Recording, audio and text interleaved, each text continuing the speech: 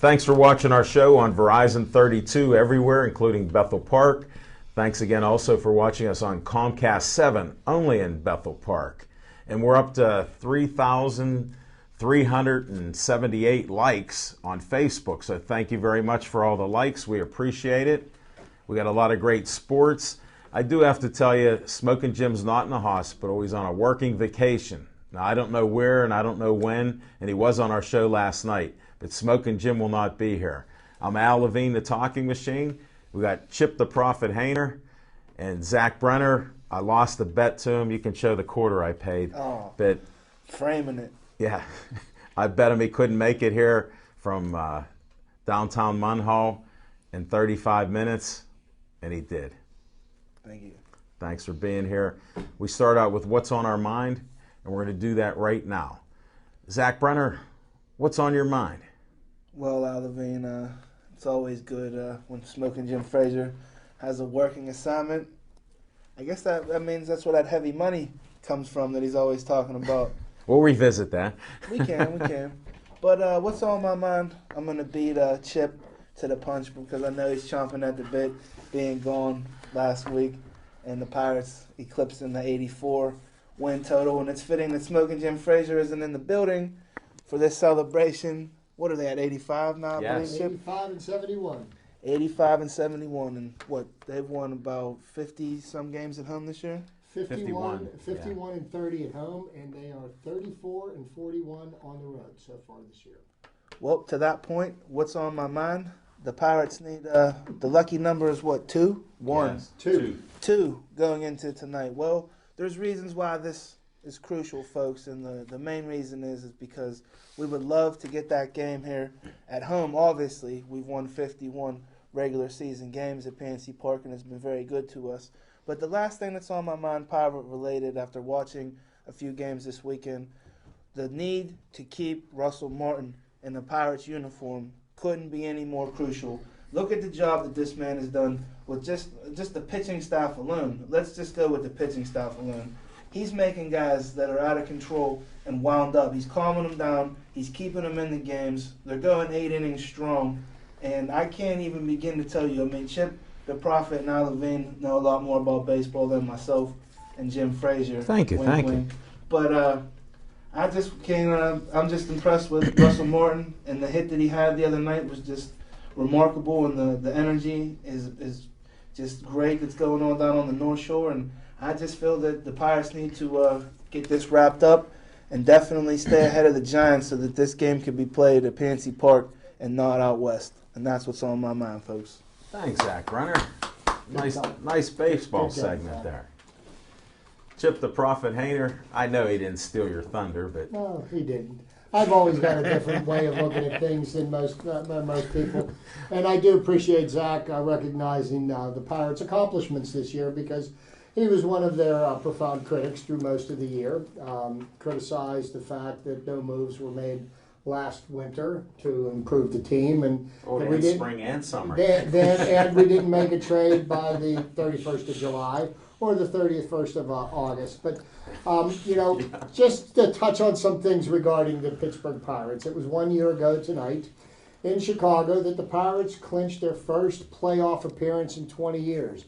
They ended 20 years of misery and losing by clinching the wild card playoff spot on September the 23rd, 2013. And wouldn't it be ironic if tonight the Pittsburgh Pirates would beat the Atlanta Braves, which I fully believe that they're going to, and the Cincinnati Reds and Johnny Cueto do us a favor by bumping off the Brewers, and the Pirates could clinch at least the second wild card playoff spot. Right now they're sitting in a position where they are holding the first wild card playoff spot because we hold the tiebreaker with the San Francisco Giants. But to touch on another subject, and I think this really dovetailed out very well for me, was Zach talking about the need for the Pirates to keep Russell Martin. And Russell Martin has been very key to the Pirates' resurgence last year and this year. He had a big home run in the wild card game last year that got the ball rolling against the Reds. And he had probably one of the biggest home runs in PNC Park history against the Brewers on Friday night. Sunday afternoon, he also had the game-winning RBI in a 1-0 game. And yes, the Pirates really do need to re-sign Russell Martin. Is that going to happen? We're going to have to wait and see. And here's the reason why. Russell Martin has been playing, he's actually had the best year of his career. Batting wise, his batting average is up near 300. He's driving in runs. Of course, he's second to none when it comes to handling the pitching staff. And behind Yadier Molina, it's arguable which one's the best catcher in the National League. I say he's right in there with the argument. He's capable of throwing out base runners, and he's kept people from running wild against the Pirates' pitching staff. But here's what's going to happen with Russell Martin. And Russell Martin is 32 years old, and he's playing one of the most physically demanding positions in the field. So what happens is once you hit your early to mid 30s, there starts to become a little deterioration of skills. Now, Russell Martin is protected this year because if you notice, he doesn't usually play more than about 4 games in a row, and then he takes a day off. So, you have to temper how much you're willing to pay this man, how many years you're going to pay him for what you're going to get out of him. Now, he's probably, I think this year he's probably going to end up playing about 125, maybe 130 games out of a 162-game season. So, you look at that. How many years do you want to lock him up for? Now, right now, what I believe he's looking for is 4 years. And I think 4 years would be far too long of a contract to lock him up for guaranteed money. Because at 36, 37 years old, are you going to get the same Russell Martin that you're getting at 32? That remains to be seen. Now, he does have some affinity for the city. And, I could see if you could get him for 2 years in a club option, a mutual option for a 3rd year, I would like to see that happen. But, here's the reality of the baseball world that we live in. There's the Los Angeles Angels. There's the New York Yankees. There's the Los Angeles Dodgers.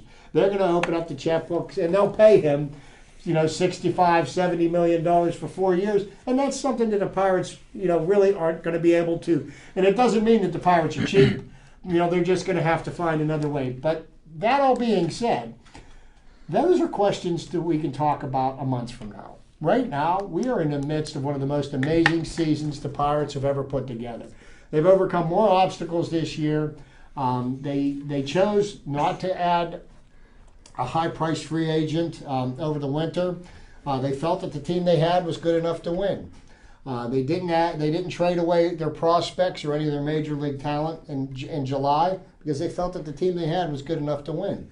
They didn't make another move come the end of August because they felt that the team they had was good enough to win. I've been saying it since the beginning of the year, and I will say it again. This team is good enough to win. They're good enough to beat anybody in the major leagues right now. They have proven it. They've gotten hot at the right time. 8 out of the last 10 games they've won.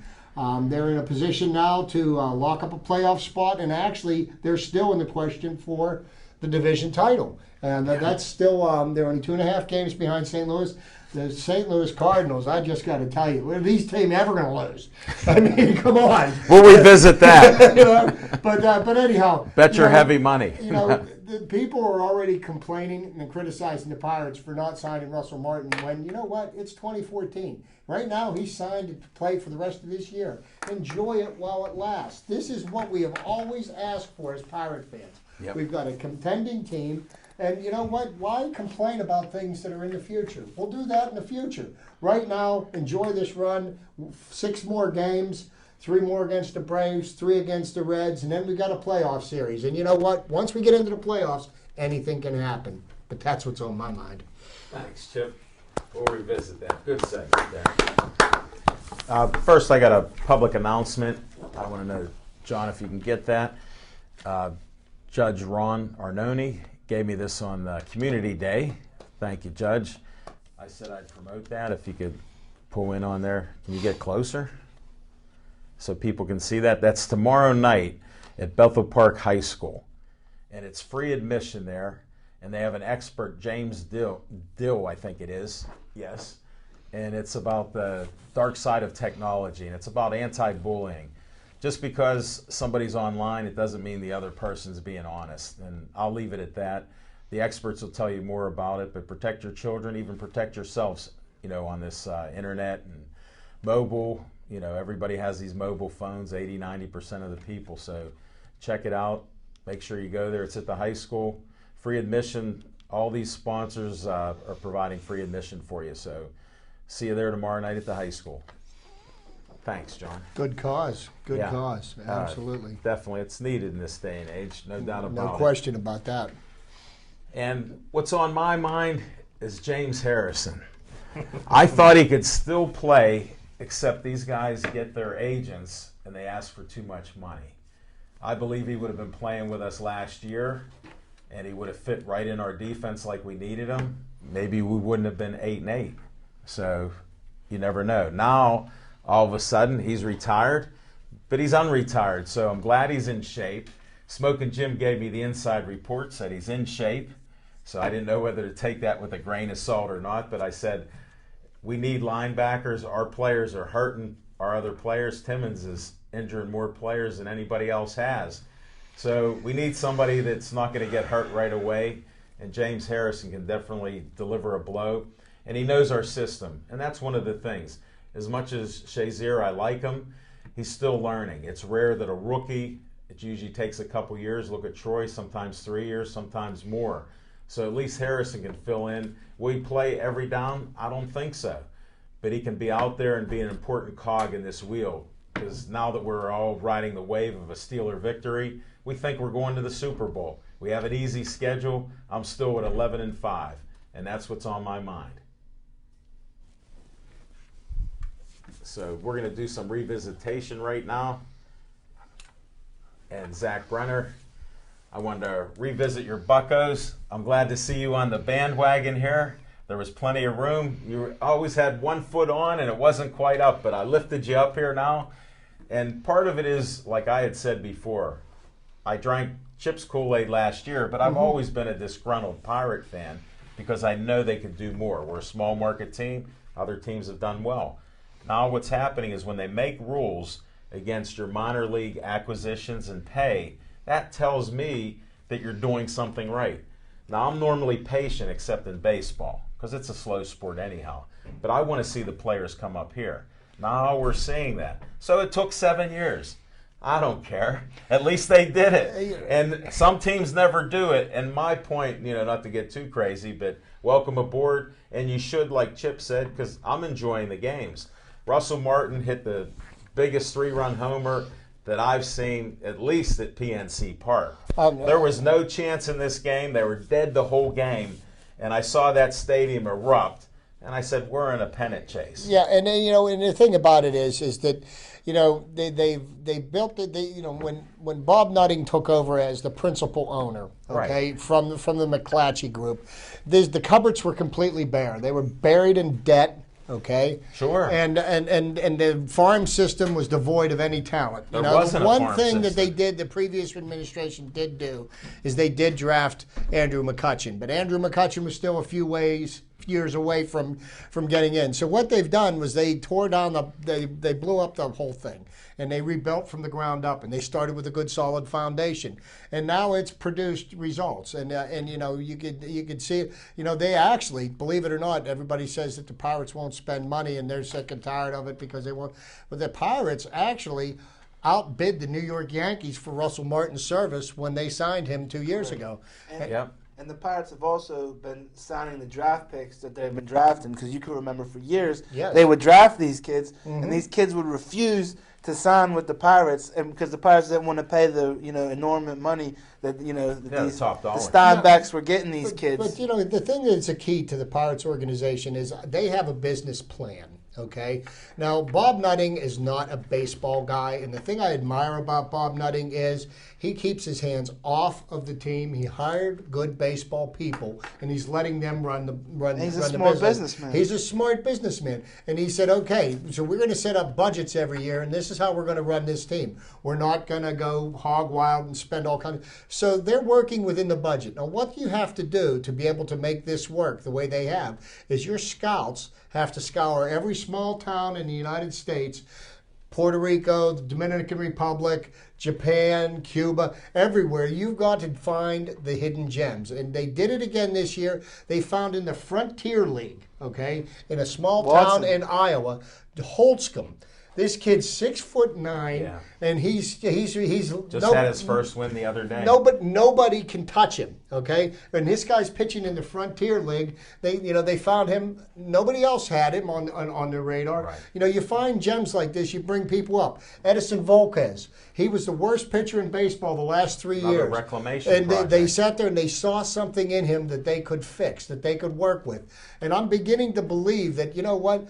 I'm not going to question their moves anymore. I'm just going to let them make them and see what happens.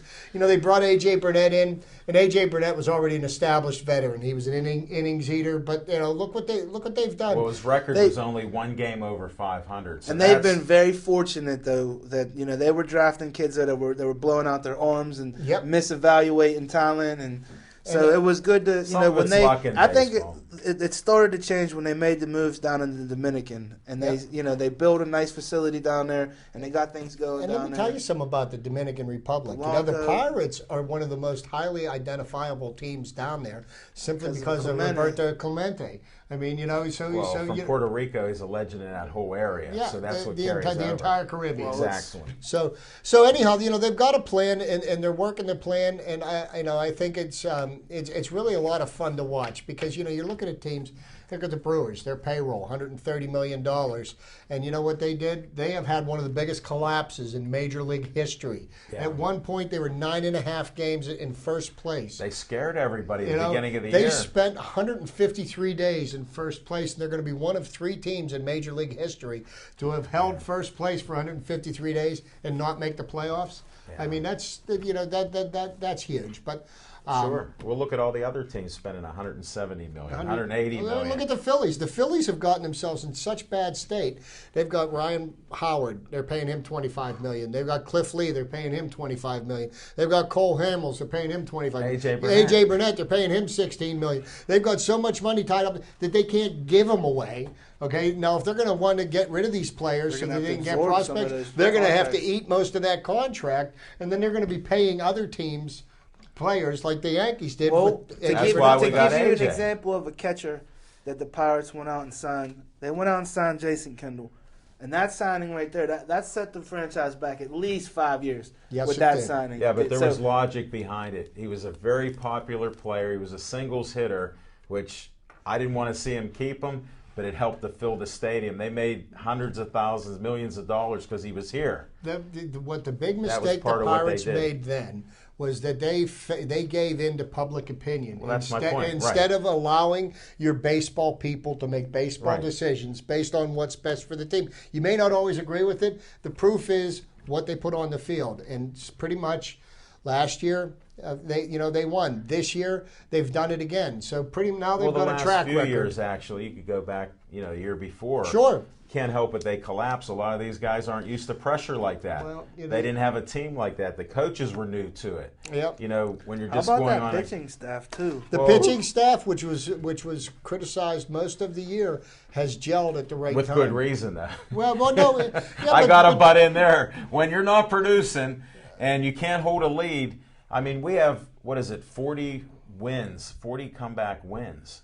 Yes. So just that alone shows you had to have good pitching, not just good hitting. No. It shows you if you can't come back and win, somebody got to hold a lead. And we didn't have that early. The weak spot in the in the pitching staff was the bullpen. And Jason Grilli, who was a fan favorite, and a lot of people what are you doing? Get rid of him. And we made a mistake in trying to sign Ernesto Frieri.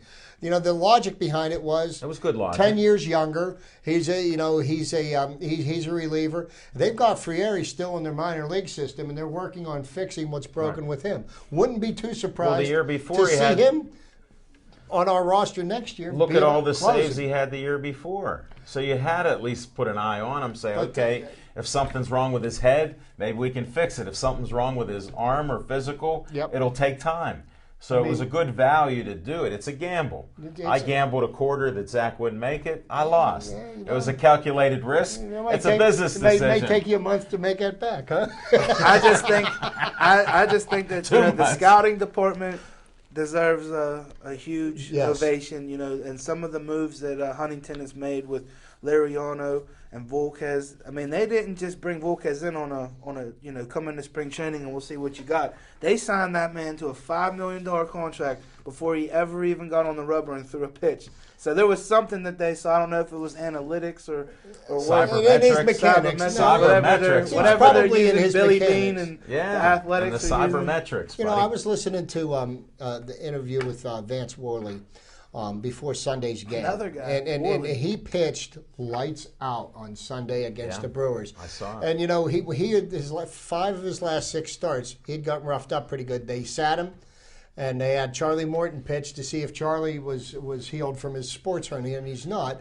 But what he did was he did some bullpen sessions, and he talked about what he and Ray Searage talked about, what he was doing wrong, what was causing him, and they corrected the flaws in his delivery. And look what he did. I mean, he was unhittable. He gave up like 3 or 4 hits. Yeah. And the Brewers, he pitched 8 solid innings on Sunday, and that was amazing. There's one Pirate that nobody said his name yet, and I got to give a shout out to, and that's the manager, Clint Hurdle. I tell you what, I'm supremely impressed with Clint Hurdle on many levels, on and off the field, the way that, he composes that team, the way that he composes himself when he steps to the microphone, after games, even like tough defeats where you would, probably not even want to talk to a person, and he just breaks down things. It's just been refreshing to have Clint Hurdle as the manager of the Pirates. And the icing on the cake with him is he needs a hip replacement. He is in 72 hours after the season ends. He's going to get a hip replacement. He cannot walk that well, and he's having a lot of pain and difficulty. I know people that have had hip replacements, and until you get it, it's very painful. Yeah, he is in such pain, and Pirates management wanted him to get that hip replaced at the All-Star break, and he refused to do that because there was work to do with that team. So he's been suffering, and I was at the games this past weekend when I was down there. I was at the Brewers series and the Red Sox series. Every time the umps made a bad call and Clint had to come out and question it, I was screaming at the umps for making Clint to have to walk up them steps again. You guys are baseball historians. When was the last time that you could remember that the Pittsburgh Pirates swept the Boston Red Sox?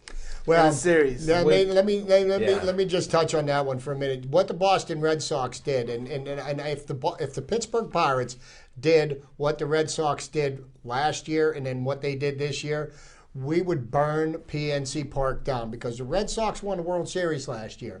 And what did they do? They completely had a fire sale and got rid of everybody. Okay, so now what they had is they basically had a AAA team that came into PNC Park.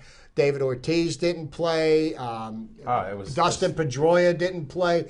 I mean, they are 20-some games under 500. Do you think 1 year after winning the World Series, if we just got rid of everybody in a salary dump, that the fans in Pittsburgh would put up with that? It would never happen. We didn't put up with it when but they the were Red dumping Sox, every what they're going to do half. is they're going to reload, and they're going to spend a couple $100 million over this winter. Who's the general manager of the Red Sox? Epstein? No, Epstein. He's Theo Epstein's over in Chicago. Yeah, he went to the Cubs. But they blew up the entire franchise, and I don't understand why they did it because, I mean, they were the world champions last year. It didn't make any sense to me, but, they'll be competitive again in a year or two. And the Boston fans, because they've had success lately, they're just going to, put up with it. And World Series helps. It would help in Pittsburgh. One last question, and then we'll wrap up this segment on the Buccos.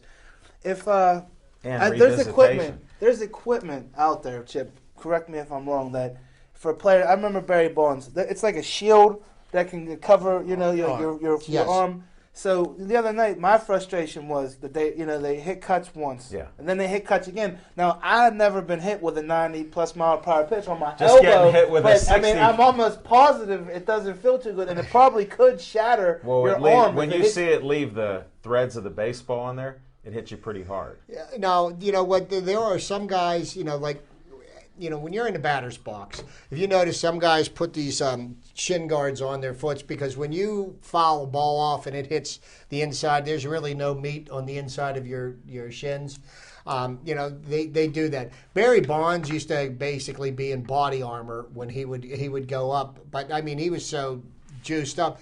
the problem that you have with putting these kind of pads on to do that is you're losing some of your flexibility, and when you swing, you've got to twist and torque yourself. And I think that some people feel that it takes away from their bat speed. But I'm not saying like, hey, let's put Kutch in body armor in a bubble. I'm just saying at that point, it wasn't worth potentially destroying his arm, and then our star's gone. That's the risk you take. He could wear something, but on Chip's point, anybody that's played the sport and batted up, if you put something else that you're not used to, it throws you off swing just a little bit, even if it's psychological. Because it now has to hurt, though. Definitely it hurts. I've been hit a couple times, and I hit a few people, and it hurts. Without getting into this too deep, but what has to happen with Major League Baseball, and they need to do something about this winter. But this whole thing about beaning batters. Now this has been part of the game since the game was invented.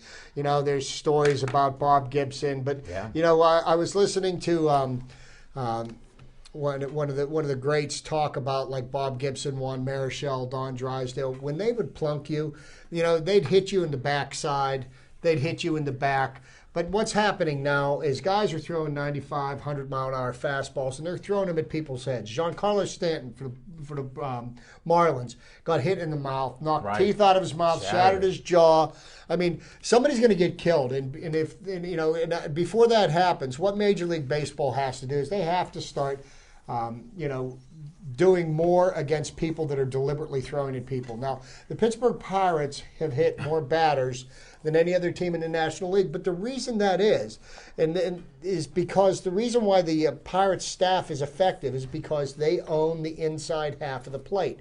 If you're going to pitch inside, that's one thing. Now, is it the pitcher's fault that the batter's getting hit because they're pitching inside, or is it the batter's fault for diving into the plate and not getting out of the way of the ball? There's a little bit of give and take there because the pitcher has got to be able to pitch inside to make the pitches outside the plate effective. Inside and you're just in your normal spot, you're not even hovering, and they still coming at you. Well, if people are throwing at you deliberately, the fines need to be stiffer. The umpires need to take control, eject people, fine them, suspend them, and you know what? People will stop doing it. Well, it's part of baseball. I don't think you can stop it. You should stop where they're hitting them in the head.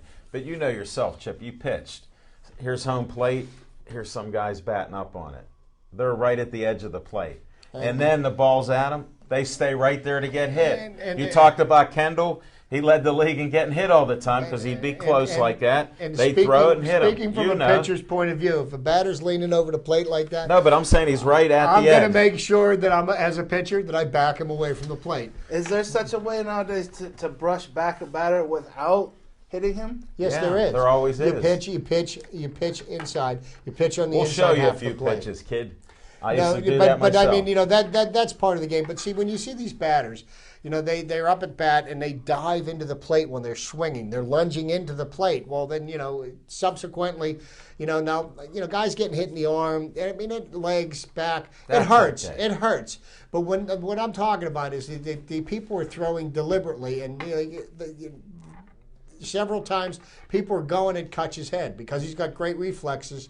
These are the things that have to stop in baseball. But yeah. Enough on that subject. We revisited past that. We talked about the Pirates this segment. We got an in-depth. Let's see. I got about 8 subjects. What I'm doing is listing subjects for future attractions. Whether we get to them or not, we won't know. But because we run over so much on these things, because we usually bring up more than what's on our mind. Well, it's on all of our minds. Somebody makes a point, and it's counterpoint. You never know what one of us is going to say. But we're in the half of the show, and we just got to there. I'll do a brief Sip Sports Bar. We had a great show last night. A lot of great guests. The video's not up, but it was just, and it looks like it's going to be one of our last shows. Next week may be the last show. I'll get confirmation later this week. And then we're in the process of moving out. I'll have details on that when it happens for sure, and we'll announce that. Bittersweet. And yeah, definitely. We've had a lot of shows there, and best meatball hoagie. I didn't have it last night, but we had a burger instead, but it was just as good. And you have to see all the guests that come out.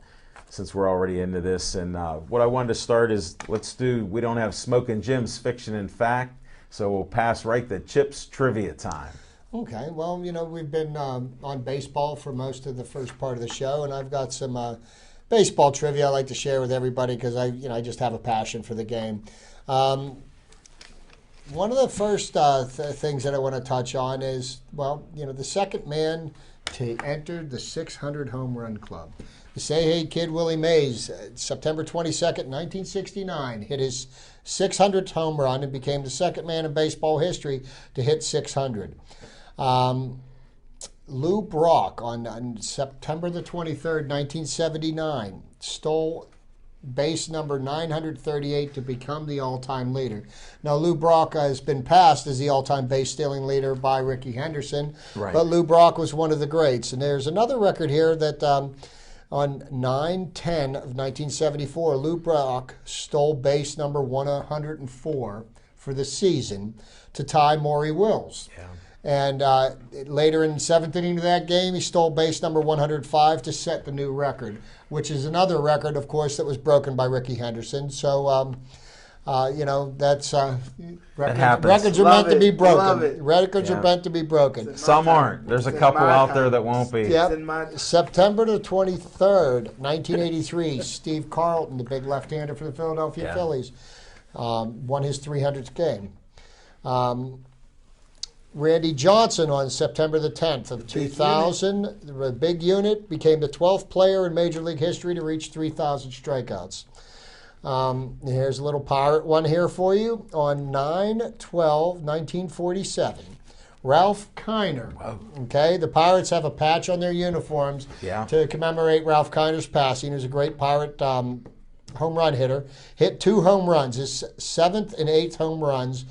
And he hit in 4 consecutive games. That was a record. And on September 19th, 1949, he became the first National League player to hit 50 home runs in 2 seasons, not consecutive. Babe Ruth had already done that in the American League. Ralph Kiner was the first to do it in the National League. September the 12th, 1979, Carl Yastrzemski, the last player to win the Triple Crown before Miguel Cabrera did, got his 3,000th hit. Yeah. Now, here's somebody that I'm sure my friend Zach will remember here. September the 12th, 1984, Dr. K, Dwight Gooden, he struck out 16 Pittsburgh Pirates to set the rookie record. He broke the record of 251 that was set by Herb Score. And he surpassed that record by 5. He, of course, had more strikeouts before the end of the season. But 1984, Doc Gooden made his imprint on baseball. And just to give you an idea of what kind of a feat that is, if you look at the strikeout leaders in the major leagues now, most pitchers, the league leaders, have got maybe 200. Maybe, low 200s. Very low 200s. And this was a young kid that came up and was just throwing smoke. September the 23rd, 2004. Somebody who was inducted into the Hall of Fame this year, one of my favorite pitchers of all time, Greg Maddox, got his 15th win. He got his 15th win for the 17th consecutive year. Now, you want to talk about the picture of consistency? That's amazing. That's almost as consistent as Roger Maris was, batting from the right and batting from the left. Yeah. 1,815 hits from the right, 1,800,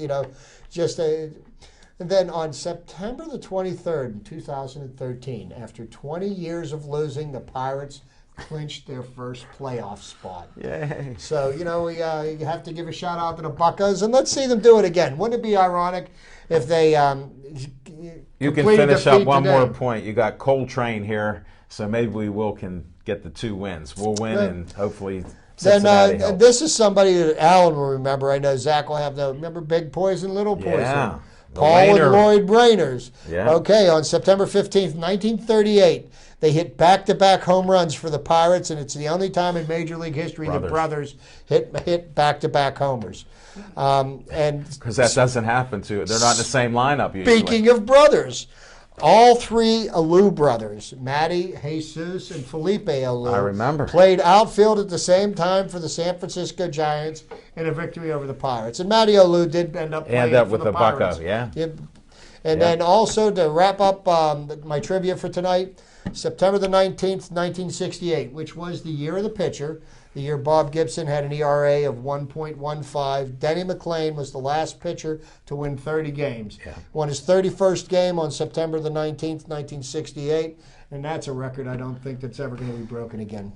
No, I don't think. They won't get enough starts, and they don't complete games, and the relievers, like happened with us, you lose the game. With the 5-man rotation, it's usually they get about 32 to 33 starts a year. So, I mean, I don't think it's possible for somebody to... Mathematically it is, but not logistically. No, You've got to win a lot. Not realistically, though. But that's my trivia Thanks, for this Chip. week. Thank you very much for the trivia time. We'll go right to Z time. Z time. This is our rambling Z time. He starts picking subjects out of I don't know what. Well, I want to start Z time off by giving a shout out to Lightning Rod Sulka's brother-in-law for making me aware that there's eighths and sixteenths on the tape measure, because for years we never got that precise, Mike. But I thank you for bringing those back and making us aware of those measurements at BC. We'll get better at that. But what's really on my mind is we got some fights coming up. I'm sure that's probably on the list. So Yeah. I'll tread lightly. No, you can talk right now. Yeah. That's fine. We got it happening. Talk This about is the boxing scene. yeah. We Put the got boxing out. November 14th, Sammy Vasquez headlines a card for Iron Mike Promotions down at the console. It'll be the second boxing match ever at the Console Energy. In the lower hill. Lightning Rod Sulka will also be fighting on that card against Monty Meza Clay. So we have a battle of two of the little guys in the city of Pittsburgh. Somebody has to lose. You got a brawler versus a boxer. It's going to be an interesting matchup. I hope everybody buys tickets and comes out and supports local boxing in the city of Pittsburgh. I'd like to give a shout out to Ted Marconja, Skeets, and all the guys down at Pittsburgh Boxing, down on 51 at the bottom of Maytide. There's a rumor that they might not be there for too much longer either. The last thing that's really on my mind is I get a little choked up when I think about the run coming to an end at Zips. It was a great run. A lot of things were accomplished. A lot of great people were met. A lot of great events were announced. So it's kind of bittersweet for it to come to an end at Zips. But I also look forward to wherever we may end up next in a similar streak. But it's going to be hard to duplicate the kind of shenanigans and antics that were pulled at Zips Sports Bar. You think? The bar's been set real high. There may never be a Hall of Fame class as good as the one that Jim Frazier put in at Zips, but I'm just honored and I'm humbled by the time that I spent, and I look forward to the next stop. Thanks, Zach. We're still on boxing, but you didn't bring up about your streak, which 33 in a row at Zips. I don't think it can be broken now. No offense, Sindel, if you're listening to it, but your streak will end because there have to be an asterisk there because we won't be at Zips. So the son that I can't get rid of that I didn't know I have, Zach Brenner, I'm glad we met. This isn't over, and the bar is set high, but I don't see any limitations. And I did want to tell you that one of our guests next week was the referee with the Monte Meza Clay fight. Rick Steigerwald's coming in. Staggy. So he'll be there. He was just on vacation. It was his birthday. He'll be well rested. And you know what an athlete he is. The shape he's in, and he has a gym. We talked for about 20 minutes on the phone. Then he called me back to talk more again before he left. So we'll have a standard. Maybe it'll be set a little higher at Zips next week with the closing out of that if that's what happens. But we will see about that. And there is great boxing. Isn't there October? Well, there's this weekend we're supposed to have boxing in the Hill District at the old YMCA where Jimmy Savetic has a gym now. There's supposed to be boxing there. We're looking at trying to get the arrangements on what time of the day it is. We haven't got the particulars yet, and it's only Tuesday. It's frustrating. So, but Jimmy's like that. He's a legend. You know, there'll be books and movies about him shortly, I'm sure, just because of what he's done in the Pittsburgh area. And, you know, the boxers. How many gyms now? At least like 10? Yeah. It's all about the kids. Isn't Well, that what Jimmy always says? That's one of the reasons he can do this. you're bringing parents and people that But they're adopting. I'm going to give you a prime example, though. Amonte Eberhardt. Here's a kid that was a troubled youth, had no direction, gets hooked up with Jimmy Cvetic, gets his act together, and now what? He just joined the Navy? Yeah, he's going in, I think, he's right now. He's shipping out. Yeah. He's going to the Navy. Yeah. And he had a great amateur boxing career. And he had a great start with his pro career. What do you mean? His career will he's be undefeated. There. His career will be there when he comes back. Best of luck to you, Amani. Safe travels and he can be get safe. in great shape. He might get an education. Hey, Al Levine's son might be, taking care of the engines on the very vessel that you're sailing on. So Dwight D. Eisenhower. You guys might be together. So floating city. Yeah, it's a floating city. Well, we'll see what happens there. And we got numerous subjects. We didn't really touch on Steelers. We got Pens. We got NFL. We got NCAA. We got Pitt. If we want to talk Adele, we got these. I left a few on there. This is like you guys pick one out. Let's talk about the Steelers for a hot minute because, last week the Steelers dismantled the Carolina Panthers, and I really did not expect them to rise to the occasion, especially after looking at the dud they threw up on in Baltimore a couple of Thursdays ago, which kind of gets me worried in this aspect.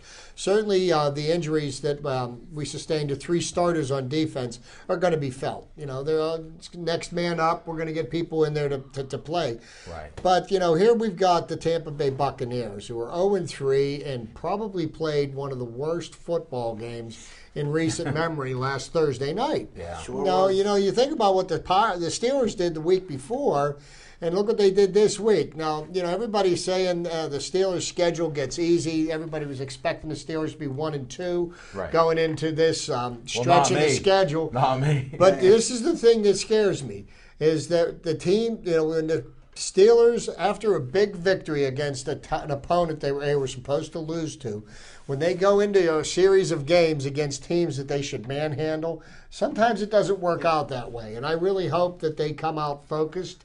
And that's going to be on Tomlin to make sure that the preparation is there. Well, and here's what's going to happen. The offensive line is going to block like it did on Sunday. Yeah. Le'Veon Bell and LeGarrette Blount, they're a great hammer. Who calls the plays, though? That's the thing. Well, Haley has to call the same kind of game plan that he called against the Carolina Panthers. I don't think he was all behind it. Here's the thing. It didn't look like him. What happened and why did the Steelers look so bad against the Baltimore Ravens? One of the very first plays of the game, a guy named Upshaw clobbered Ben. And they said after the game, before he even got out of the locker room, his chest and sternum were black and blue. So he was banged up the whole game. He even said this game he still felt the hit. Exactly. That's my point. Now, what they did, Ben got hit once, and he said he didn't really get hit this past game. That's the key to the Steelers winning. If you can keep Ben from getting clobbered, there's a better chance of us being able to run our offense. And the offense all keys off of the running game, and that's what's gonna work. That's what the traditional Steeler game is. The NFL's changed. The thing I'm always talking about the offensive line and how poor they are. But now they're younger and they've played a little bit together, so that helps some of the cohesiveness. Now, does Gilbert let a lot of sacks in there? Of course.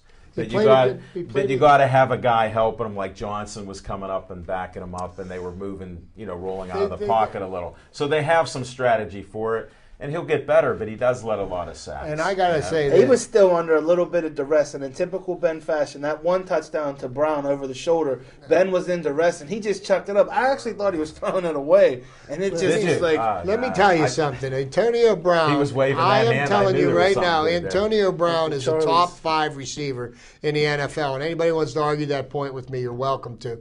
But Antonio Brown has really, really stepped up. But you need that 5 or 6 seconds to do it. So let Ben run a little bit. This protecting him all the time, he can't be protected all the time. Does he extend Ben's not huddle? going to allow you to protect him because he's going to roll out of the pocket. Ben moves. They need to continue, and I saw a little bit of this on Sunday night in Carolina with the no huddle. There was great success with except for one problem. They have Haley calling the play when he's doing no huddle. They're not getting the play off until 5-7 seconds. That's ridiculous. No huddle's supposed to speed it up. And that's what I heard on some of these comments, that Haley's still calling the plays. They got to stop that. Let him sit on the sideline. He can be a figurehead like Tomlin. I mean, Tomlin's the best. He doesn't even have his headset on. half the time, and he's running around. So what are you doing? You're giving high fives and patting guys on the back end. Well, just keep doing that because they're doing well, and you want them to play to the level of the competition a little better. That's what showed me that you have some talent. This was a 13-1 team going back to last year, and look what they did. They threw some knockout punches. But Alan, to speak to your point, they played up to the level of the caliber of the Carolina Panthers. And by that same token, don't play down to the level of the way the Buccaneers were playing. No, they will. But my thing is you just have to score touchdowns, not field goals. Right. And that's the difference. When you're playing a weaker team, it's great to score the field goals against a tougher team. Get the touchdown or two. When they had 3 scoring opportunities, they're winning 9-3. And don't feel bad for Lovie Smith. Who? You know? No, you know what? Here's what you can't let him do. You can't let him. You can't let him come. I don't even want to know who the other coach is. Who's the players? You can't let him come into our house and punk us. Yeah. I don't. Well, here's my. I would bet against the letdown. I would bet against it. There'll be a letdown. There'll be a letdown, but they're going to win. Here's the point: the first 7 games, I thought they'd be 6-1. So they're going to be 6-1. Well, you look at those first 7 games, you can pick them apart. I don't care if Cincinnati's undefeated. I don't care if Cleveland gave us a tough game. Cleveland gave Baltimore a tough game, too. Well, that's okay. Remember the first game of the season. The Steelers were 6.5-point favorites against the Browns. And I said, take the Browns and the points. Right. And Steelers won the game, but they didn't cover. Well, we're not talking about gambling. This is fun. We're 6.5-point favorites going against the Bucs. Take the Bucs and the points. We'll win the game, but we're probably going to win it by a field goal. And you know what? I feel a lot better against the Steelers covering against the Buccaneers than I do against playing the Brownies. So it's always tough in the AFC North playing against your little brothers. We wouldn't even talk about point spreads, but for some reason the NFL agrees about having Vegas do point spreads. To me, it's so odd when you see them fluctuate like it because you know people are betting certain teams. I'll leave it at that. If you don't start betting, don't ever do it. If you are betting, you know how to be smart and savvy. Says the record straight. I don't bet. I work hard for a living. I'm not wasting my money on a bet. Well, especially an emotional bet on your hometown team. Yeah. Too many people have lost heavy money because of that. So be safe out there. But the Steelers, on the defensive end, we didn't talk that much about it. I don't think they get hurt that bad with people filling in. Ike Taylor's at the end of his career. Has he lost his step? But you know what? Ike Taylor is Ike Taylor, though. He is, but he's grabbing and holding much more.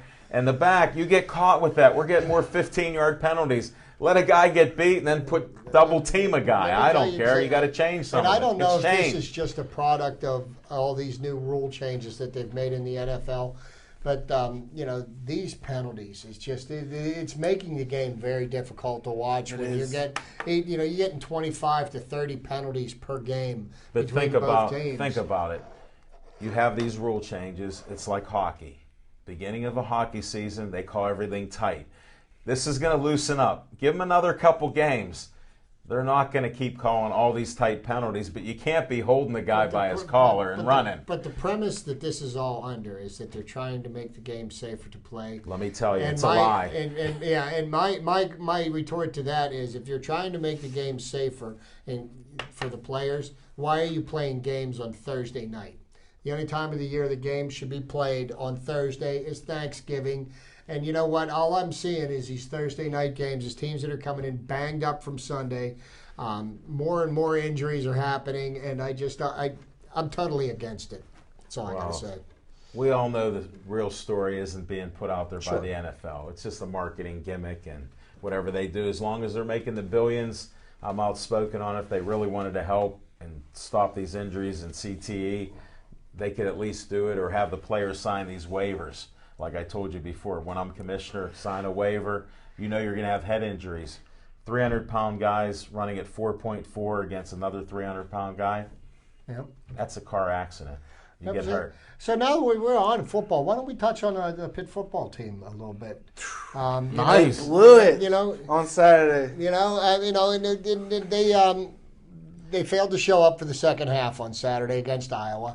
Well, but Iowa, on defensive Iowa, they're a good team. And that's part of it. But we got into that crisp mode where we're trying not to lose. and you're playing a Instead good of playing team, to win. you got to play to win. And that's what I was watching. I'm like, please, try to win the game. I mean, you got Connor is just, he's a beast. He's leading the nation in rushing. Yeah. Tyler Boyd is an amazing athlete.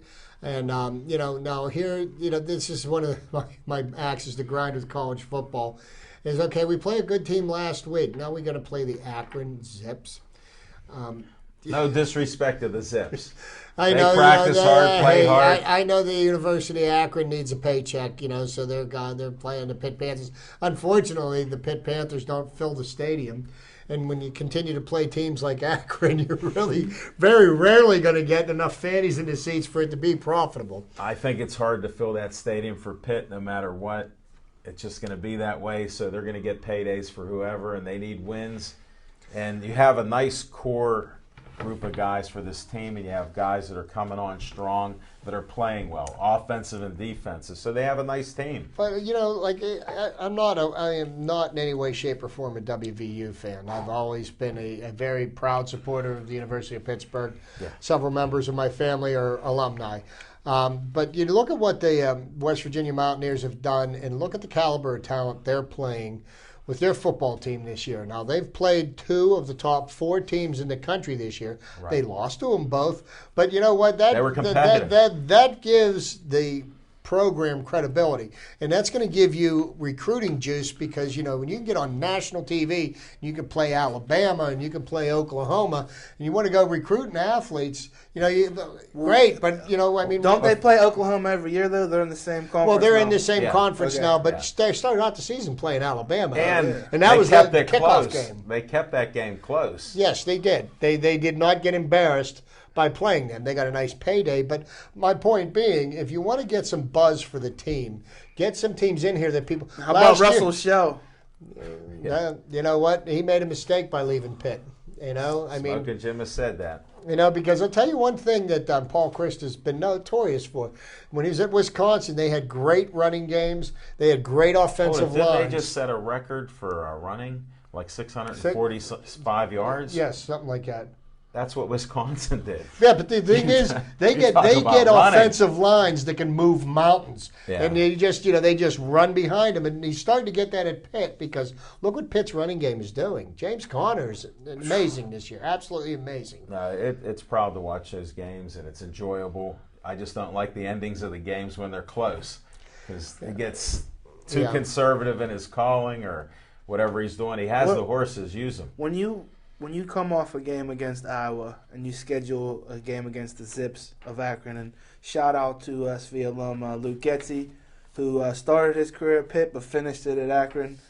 Now the coach of the Green Bay Packers, offensive quality control you're a coach name dropper here, buddy. of the Green Bay Packers. Where's he from? From Munhall. Oh, okay. I had a check here. This was an unpaid. I knew it before I met him, and now that I know he's given a promo. To get back to my point, one?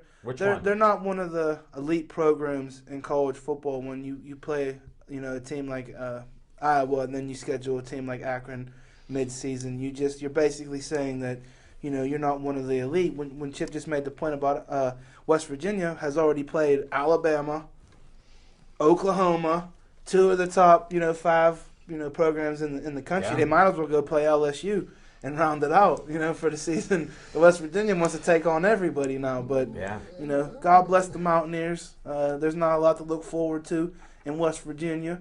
So you folks, I look forward to trying to get the backyard brawl back because I always look forward to that. Man, that was one of my favorite things to look forward to every fall. Pitt and Penn State should be playing, and Pitt and WVU, that should be mandatory. Pitt and Penn State will be, but it's going to be a few years away yet. Yeah, I know. It's going to lose its juice and its muster, by that point. No, but I don't know. I would like think to rekindle we'll be all right. the West Virginia. And I have a question for you guys. I was thinking about this the other day. The Cleveland Browns and the Cincinnati Bengals are both in the same state, and they're both in the AFC. Yeah. The Steelers and the Eagles were the Steagles at one point, and they were basically one and the same. And now they have them separated, across the state. But I just always felt like that they really killed that rivalry by not putting the Eagles in the same conference as the Steelers. This is what they did when this was before you were born.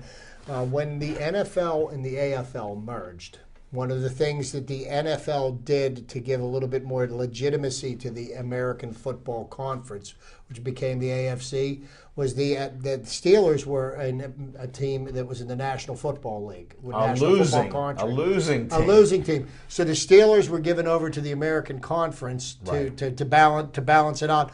So they split them from conferences, which basically separated them from playing rivalry games. I mean, they're amongst Pittsburghers and Philadelphians. There is a little bit of a rivalry when we do play, but we don't play often enough because. And I could attend to in hockey. That's about as big, one of the bigger rivalries. It would get heated up in baseball, football, wherever you put it. If you put Philadelphia and Pittsburgh together, Correct. There's a natural rivalry. But like I said, I just But it always didn't happen wondered, because of what Chip said. That was in the 70s when they did that, and it was a peaceful plan. And the Steelers voluntarily took money and got in the conference. A year or two ago, they realigned and they tried to do a couple things. You still have the NFC tradition and you have the AFC tradition now. When you're talking almost 40 years of that, they're not going to break up that because you have the Washington Redskins and the Eagles and Dallas the Cowboys, and the Eagles. The Giants. So and the Giants, of course. So you have that hub there. So they can't really get us in. If we would have been a winning franchise back then, we would have probably stayed in the NFC. Mm-hmm. We weren't. So it was a great financial thing for the Roonies. Hey, God bless. It was a great. Well, I didn't say it's bad. The merger happened after 1970. That was after the Chiefs beat the Vikings for the fourth Super Bowl title, and it was after that the division came. Could you guys name the coach of the Kansas City Chiefs? He was the snazzy guy that wore the suit. Yeah, Hank Stram. Yep. And Lamar Hunt was the owner, so the Hunts had more money than you can even imagine. You know what? I'd like to give a shout out to NFL Films.